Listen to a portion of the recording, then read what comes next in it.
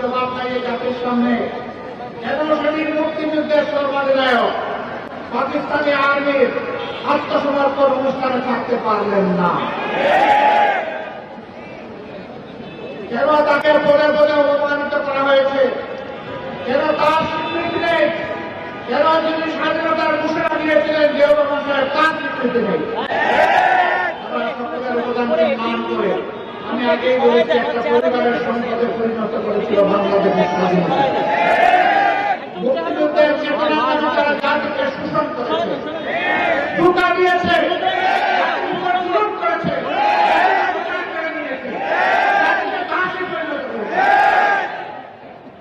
বিশেষভাবে অভিনন্দন জানাই।